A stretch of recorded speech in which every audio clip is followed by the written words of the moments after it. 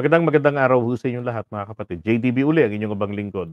Ito ngayon pag-usapan natin, sabi ko nga diyan, malakas si Pacquiao, si pastor nila Apollo Kibuloy.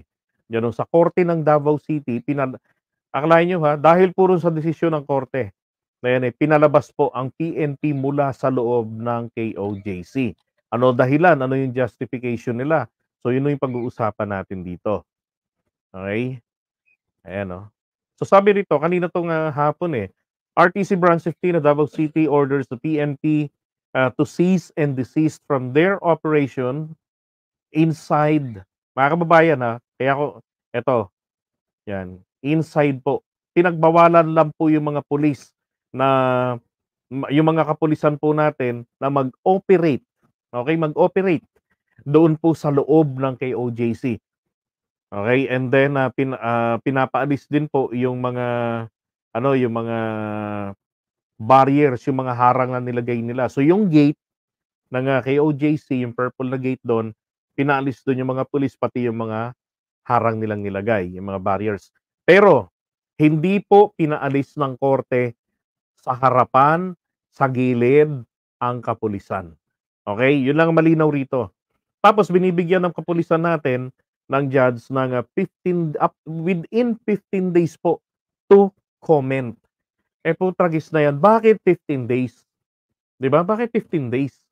So, ibig sabihin 'pag nag-comment PNP, tapos etong sila Torion, definitely pinagko-comment din 'yan. Kung on the 15th day pa nila sinubmit, 'di ba? Pang-delay tactic nila tapos, maitakas na.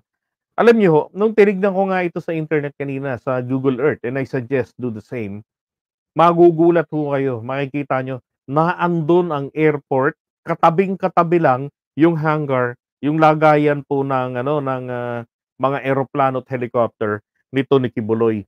Kaya nga ho itong ating PNP, sinabi kahapon ni General Torre na itatakas ng mga taga KOJC si Kibuloy. Kasi nga isipin niyo katabi lang, 'di ba, katabi lang. Kaya pala itong mga damuho zombie apocalypse nung hapon, nung mga bandang 6:00 para makubkob nila itong Davao City Airport o anong pangalan ng airport na 'yan, International Airport. Nang sa gano'n, madali na ho, buong layanan na maipupuslit nila roon si Kibuloy.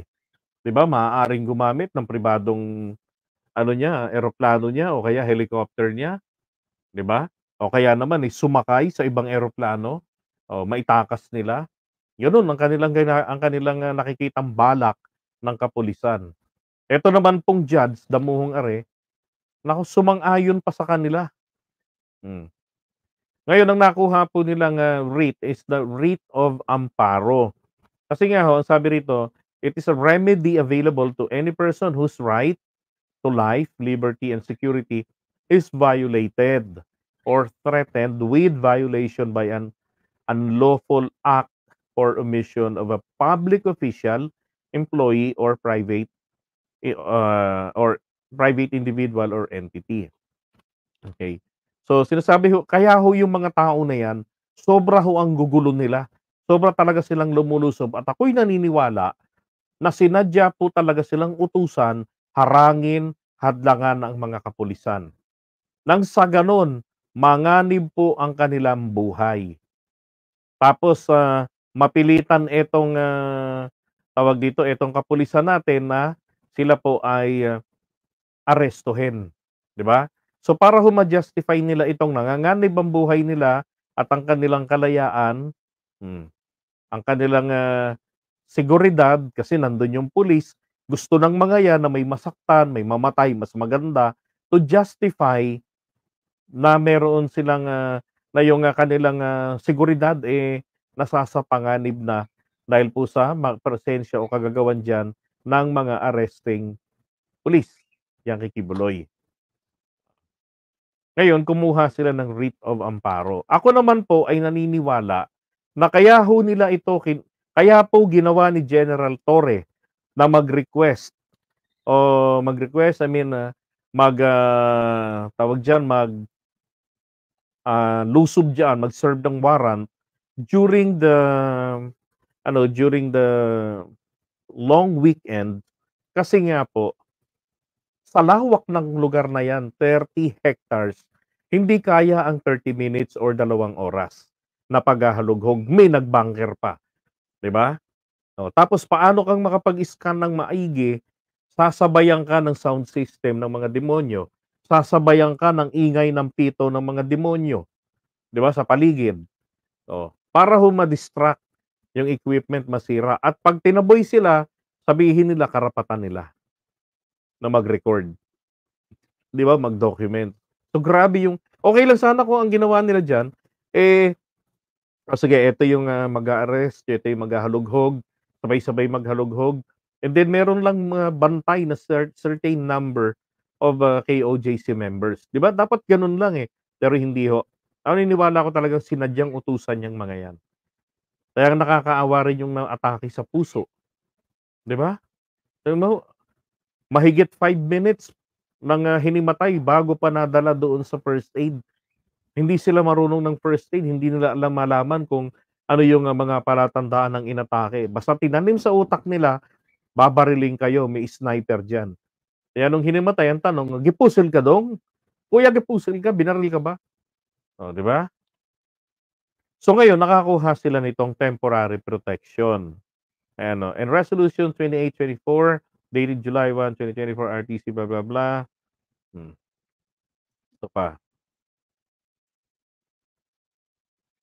Pero nakaano lang naman po rito talaga, pinapag-ano sila, comment sila within 15 days ng, judge. Oh. Ngayon, eto sabi rito ha, tignan natin etong, judge na 'to. Sino ba 'tong judge na 'to? Alam niyo ho, nung hinanap ko yung pangalan nitong judge, si Mario C. Duaves, eto ho yung nakita ko ngayon. Mismo sa report ng, PCO, yung Philippine News Agency, Supreme Court reprimands Davao judge for texting case participants. Aba, May 20, 2021. Bakit, 'di ba? Dito lang nakapagtataka ng integrity ni judge. Bakit tini-text mo yung mga participants? Hmm. Samantalang naalala ko etong si former attorney, now engineer, Toto Kausing, ito, natanggalan ng lisensya sa pagkaabogado dahil po naman na i-post niya yung, porsyon ng pleadings. Ito namang judge, yung magkalabang partido sa kaso na hinahawakan niya, tine-text niya. Bakit? Para saan? Ang sabi niya ron para i-link lang naman daw yung mga yun, tine-text niya, kalokohan. Sabi rito, the Supreme Court has warned a judge in Davao for texting parties in a pending case before his sala. Eh, oh, teka,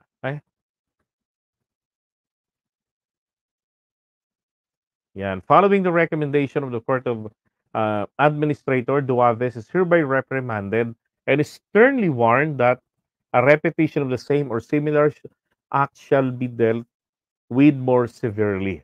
Yeah, the judge admitted he exchanged text messages with the parties who have pending property dispute cases. The Supreme Court has time and again underscored the need to show not only the fact of propriety but the appearance of propriety itself.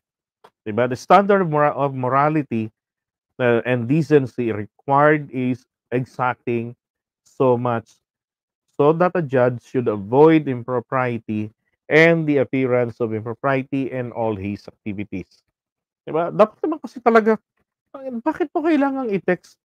Ano 'yun? Anong purpose? Just to link them? Kalokohan 'yan, 'di ba? So diyan po, sabi ko, teka muna, kung nagagawa ng judge itong ganitong irregularidad, para sa akin po, this is improper, itong ginagawang ito ng judge na 'to.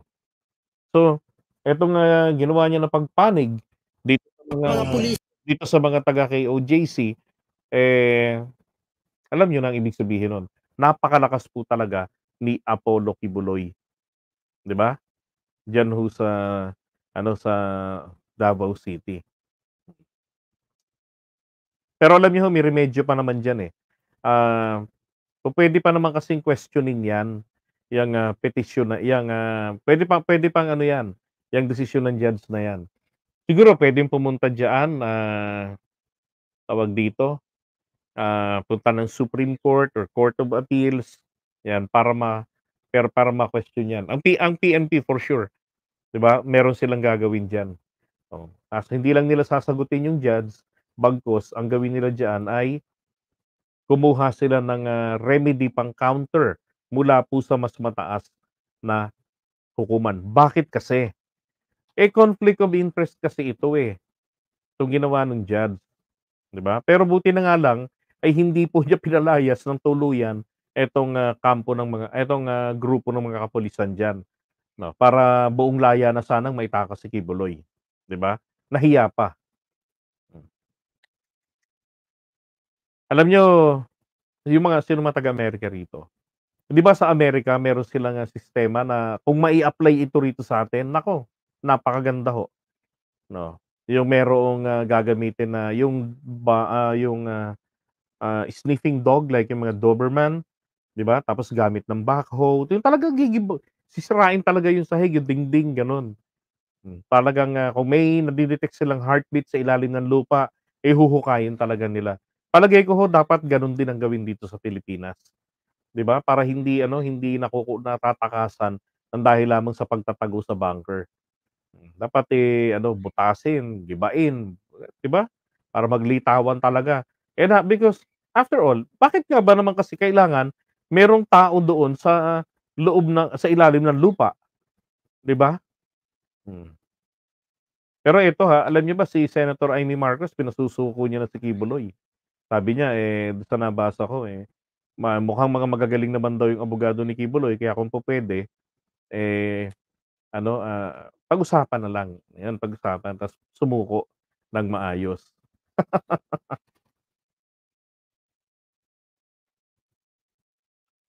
Ay naku. Alright, so iyon muna natin ito and then tignan natin kung ano yung magiging remedyo ng, o ano yung, counter